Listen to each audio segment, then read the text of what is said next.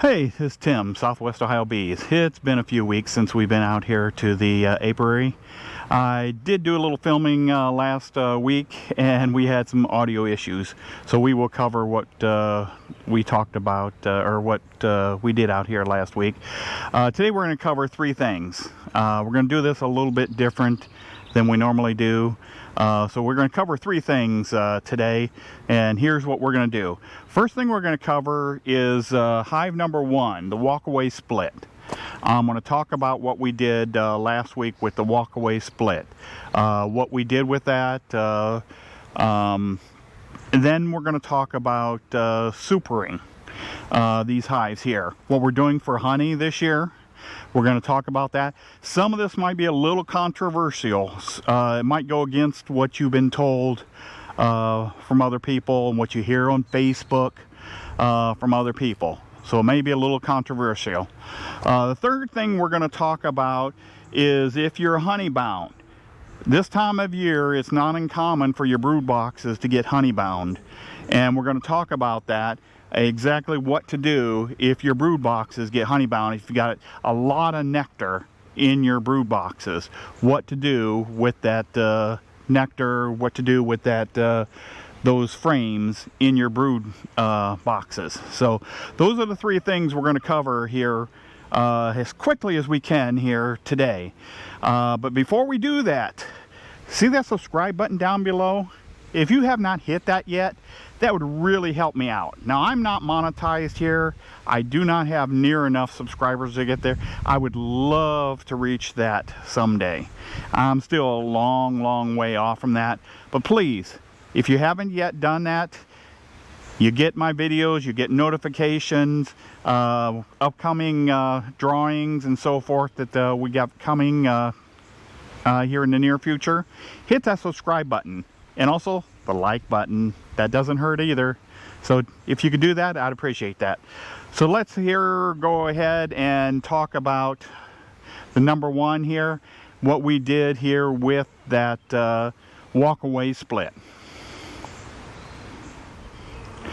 Okay, we're at hive number 1, the Cestress hive. Sorry. A little dusty out here today, a lot of pollen. Little in my throat, sorry about that. What I did a few days ago, we came over here, and this is the walkaway split. We moved the queen and her court over to another hive, and left the majority of the bees here. And they have been busy packing this hive with honey. So what I did is I tore this down a few days ago, and what we found is he had a lot of queen cells in here. And the problem is we did not get a queen to return here successfully. There was no queen in this hive at that time. It has been a couple weeks and there was no queen. So what we did is, remember the resource hives we had stacked on here at one time? We didn't have a lot of luck with those guys either, but I did put additional brood in those a couple weeks after that, and we did successfully get a queen. And that's exactly what resource hives are. Resources. So what I did is take a queen from that resource hive and placed in here. Now what I'm going to do is show a couple real quick clips of what we did with this hive right here. So I'm going to roll that as I talk here, some of the things we did here. Now this hive here had a lot of honey in it, a lot of nectar. This brood box, the second brood box, actually both of them, were really packed with nectar here. Man, I bet 80-90 pounds in this brood box, if I'm being conservative. My back paid for it that evening. If you've never lifted a full brood box full of honey, welcome to beekeeping. For those that are new to this, these are heavy. That's why a lot of people now use mediums, and I think I will probably do the same. Rather than use dual brood boxes, I will probably stick with a single brood box from now on and just use mediums above that henceforth after this year. Those babies are heavy. So what I had to do here is I did have to pull a couple frames as well from this to make room. I did bring that queen over, like I said, and but there wasn't a lot of places for her to lay. So I had to put a couple of fresh frames in there, well waxed, and actually I pulled, I think, 3 frames from this box. Just so they had room. I then took the I actually took 2 boxes here. I had the super here, and then also the top brood box. I put the queen excluder actually below that top brood box, since that top brood box was like 99% honey. Rest of it was probably pollen and bee bread and stuff like that. There was no brood or anything left up in there. If there was, it was probably a little bit of drone or something like that, but there was nothing else up there. So like I say, it was like 99% all honey up in that thing anyhow. So I stuck the queen excluder down below that guy there. So we are going to have a lot of honey from this particular guy. When you have the honey bound frames, like was in the video earlier that I showed you, you can do several things with those. Of course, you can spin them out. That's what I'm going to be doing with mine. I'm going to get real honey. Can't wait. You can do that. Now, if you have funny honey, if you've been feeding your bees earlier, you really don't want to take that honey. So you can do several things with those frames. You can, first, so you probably should freeze it until you're ready to use it. Wrap it up really tight, so you don't get any freezer burn or anything in that. So you want to wrap it up real tight. But go ahead and freeze that.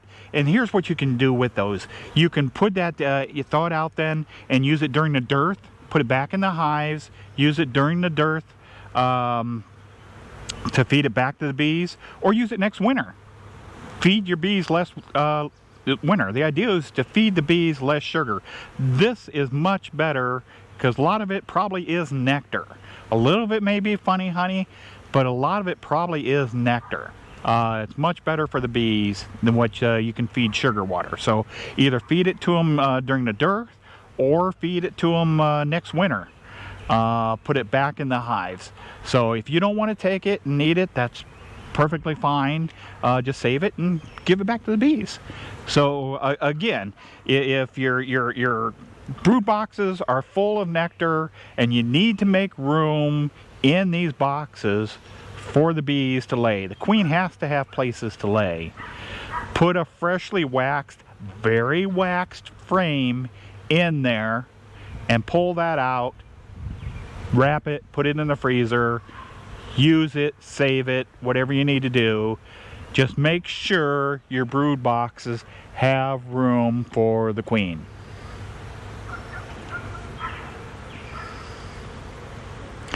Any questions? Write them down below and subscribe.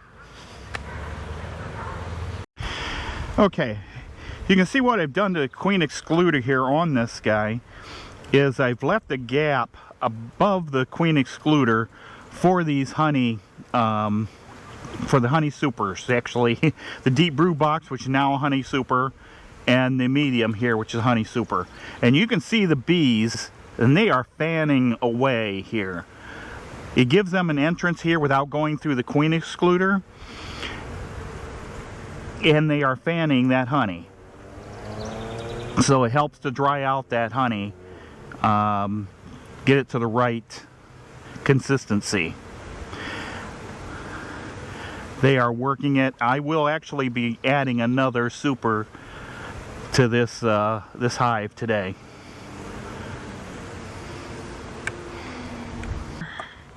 They have done a real great job filling it out so far. Let's take a look at a couple of these frames. Let me separate them out if I can. Oh yeah. Look at that. Is that beautiful or what? They haven't capped them yet. Well, they've started to. But oh, that frame weighs a little bit. That frame weighs a little bit. Oh my, oh my, oh my, oh my, oh my. Is that a beautiful frame of honey or what?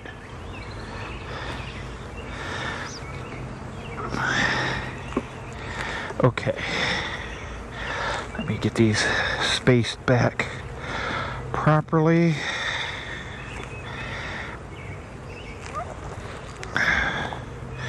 Okay.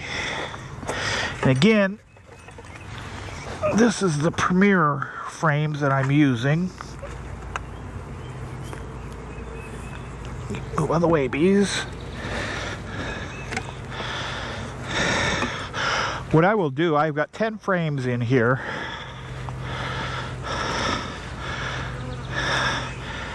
I've got 10 frames in here. I will let them go for a few days. Let them start building these out. And then what I will do is I will take 2 frames out of here once they start working these frames. And I will redistribute these frames, space them out. I want them to start working these first so they don't build walking comb on them. So once they start building the comb on these properly, I will pull 2 frames, have just 8 frames in here. Use the Gus Mitchell method and just use 8 frames in here. And I can use these frames elsewhere once the comb has started. So let me go ahead and get the top back on, let these girls go about their business. And as I said, I added a queen from the resource hive to this just a few days ago. I'm going to give them another week before I go in and check that brood box and see how she's doing.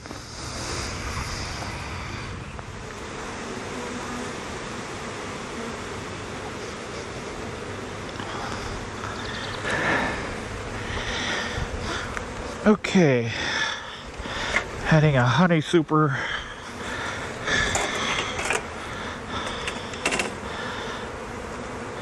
to this guy.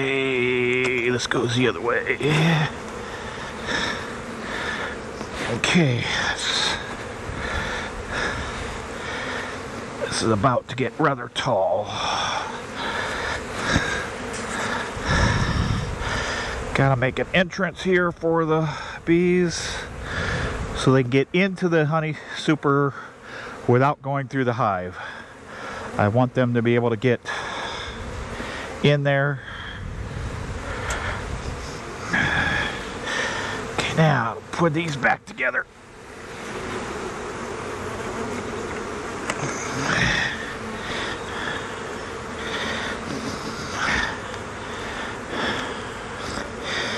Okay. See how steady that is? Okay.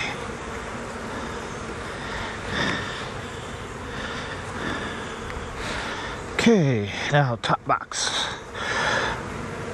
Top brood chamber. And that's not light.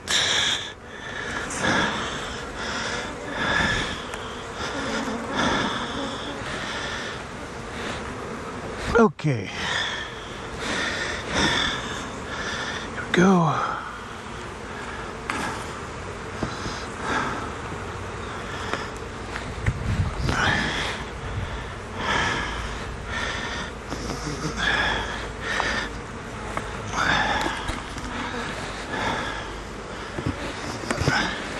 Okay, what we have here, this is our demo ray split.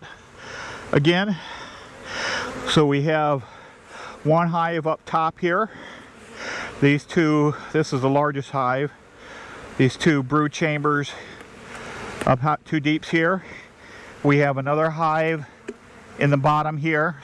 So the upper hive, the entrance is right here, and the bottom hive is on the opposite side on the bottom. We have a queen excluder here, and they get the honey super right here in this gap I left. So we got two honey supers here, and we got another queen excluder right here above this brood chamber here. So they've got two honey supers on there now.